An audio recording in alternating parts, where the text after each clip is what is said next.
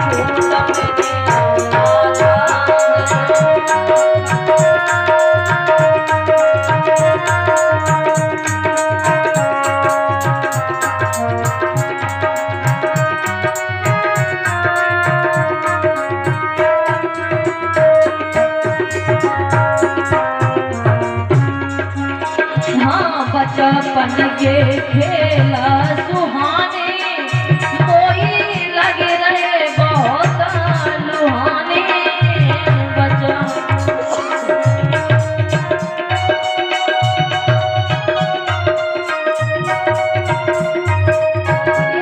बचपन के खेला सुहाने कोई लगे रहे बहुत लुहाने।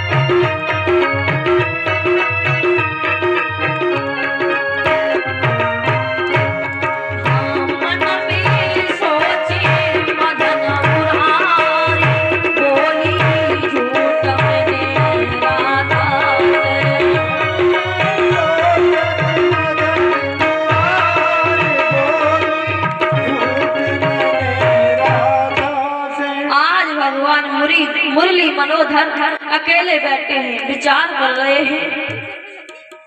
मैं परसों का वादा करके आया था, बरसें व्यतीत हो गई, लौट करके नहीं गए। आज अकेले बैठे, तब तक उद्धव जी पास में आ जाते हैं। और जैसे ही उद्धव जी आए पास में, तो भगवान कन्हैया उदास बैठे। उद्धव जी ने प्रश्न कर दिया कि मुरली मनोधर, आज आखिर बात क्या है जो तुम इस तरीके से उदास बैठे हो?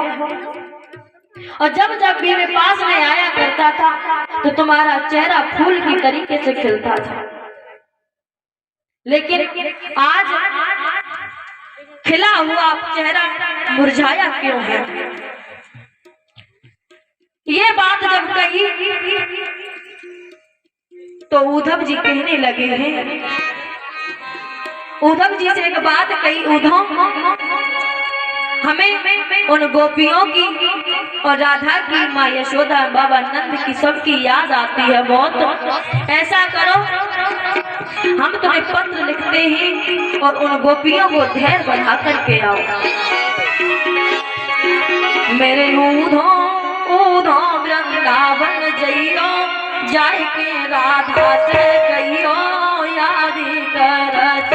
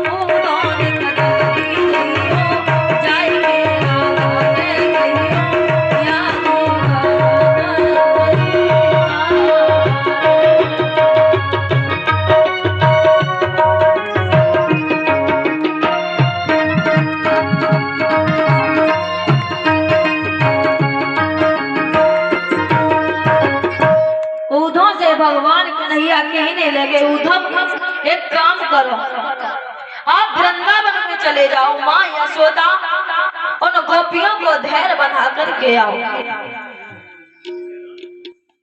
भगवान की जब बात मान ली है तो भगवान कन्हैया के वस्त्र पहने उद्धव जी ने रथ को सजाया और वृंदावन की सीध लगा लेते हैं। और जैसे ही वृंदावन में पहुंचे तो माँ यशोदा से मिले ही जाकर। जैसे ही माँ यशोदा ने उद्धव जी को देखा तो कहने लगी है, मेरे लाला बड़े दिन बीत गए हैं, बड़े दिनों के बाद में आए हैं। जैसे ही उन चेहरा की तरफ उद्धव को देखा तो आंसुओं की धारा बहने लगी।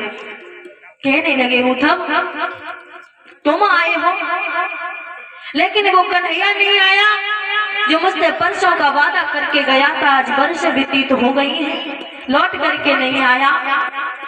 तो माँ यशोदा कहने लगी है, लाला हाल वैसा हो गया है कि जैसे कोयल के बच्चे को कागा पालता है और जब बड़ा हो जाता है तो अपने यहाँ चला जाता है।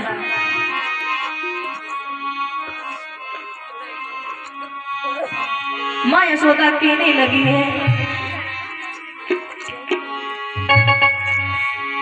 कि कन्हैया चलो गो बहुत मुझे दूर सवरिया, चलो गो मुझे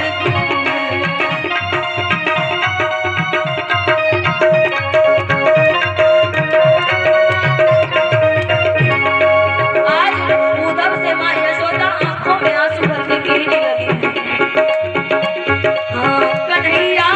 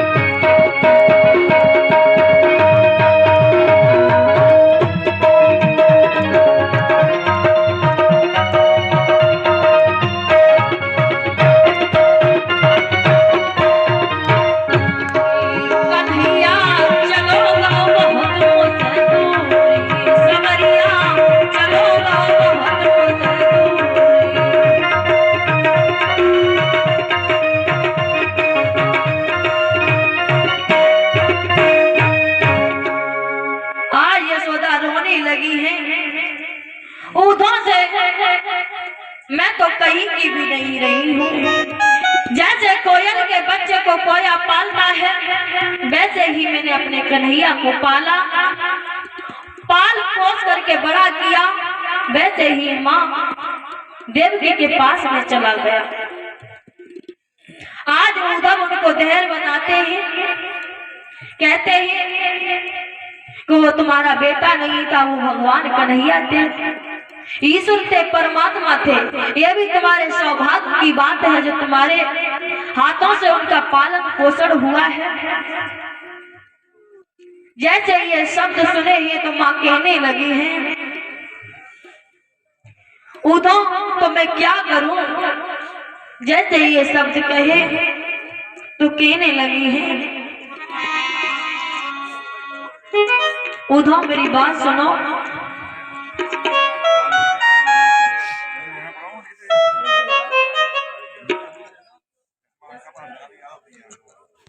कि बिना श्याम के आंगन में मैं उद्धव मर जाइए, और बिन बेटा के आंगन में मैं तड़प तड़प मर जाइए।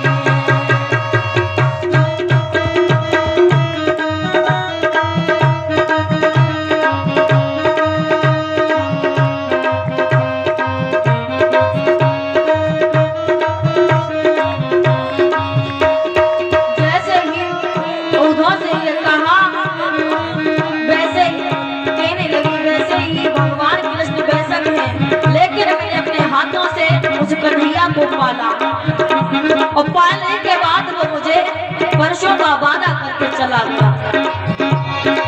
बिना श्याम के आंगन में उद्धव मर गई, और बिना बेटा के आंगन में अपने प्राण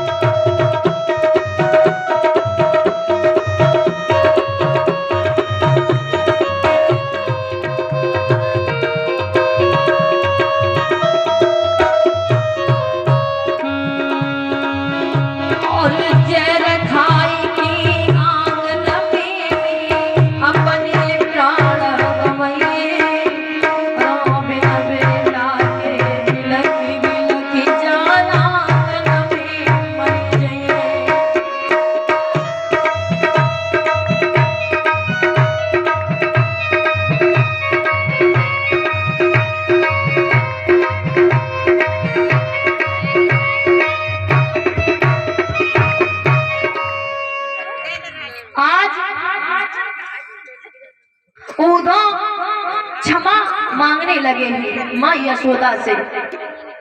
भगवान कन्हैया के बिना मेरा जीवन सूना सूना है। उद्धव माँ यशोदा को समझाने के बाद पूरी रात माँ यशोदा के साथ में रुके। जैसे ही सवेरा हुआ, होने के बाद आज वृंदावन में बड़े हैं जैसे ही, तो जो सखियां हैं कोई घड़ा रखे हैं सर पर, तो से याद नहीं है कि हमारा घड़ा सर पे रखा है, उतार के नीचे रख दें या नहीं। और तो माता मैंने चाय में लगी है, कथा की कोई ध्यान नहीं है, चाय में लगी है। बोलिए गोविंद भगवान की। आइए छोटा सा भजन बोलते हैं।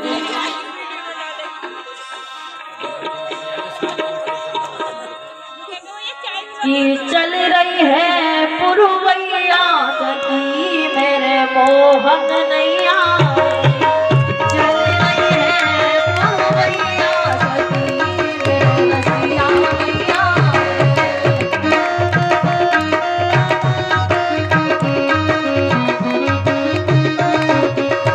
चल रही है पुरवैया सखी मेरे मोहन नैया।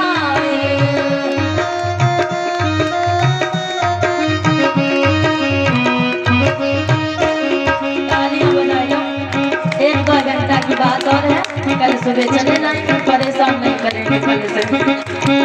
सभी लोग बोलेंगे साथ में, हाँ चल रही है पुरवैया सखी मेरे मोहन नैया।